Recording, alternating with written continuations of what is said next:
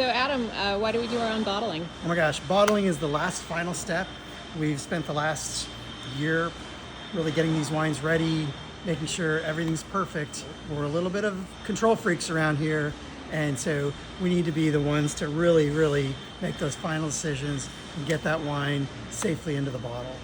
When did we start doing our own bottling? Gosh, in the early days, in the 70s, there was really no other choice.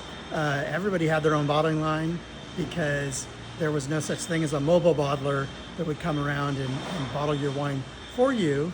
So my dad, Joe, he always had his own bottling line, which means you got to know how to be a bottling line mechanic as well as a winemaker.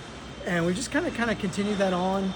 The bottling line I use is one that I purchased 23 years ago. With proper maintenance, it's as good as it is on day one compared to when we're bottling today. To be an estate winery, you need to bottle on site. We bottle about 3 months of the year, so we don't bottle all the time. So it was really important to me to have a really high quality line that also was quite fast. So we can bottle up to around 25,000 bottles in a day. So there's a lot of preparation, and usually we're only actually bottling 3 to 4 days a week. And then the rest of the time is getting the wines ready, maintaining the equipment, and being ready for go time. I think we also think about having our own bottling line as like the ultimate, if things aren't perfect, you can just call it and say, if I'm not happy with a wine, we can say, hey, we're gonna wait and bottle that 2 weeks from now. Where if you use mobile lines, you really are kind of on their schedule. And again, back to being a bit of a control freak, we wanna be on our schedule. We got an amazing team of folks that, guys and gals, that the rest of the year would work full-time on our vineyard crew. And we just feel so fortunate. Farming 400 acres allows us to have a really substantial crew. We can bring those folks in for bottling.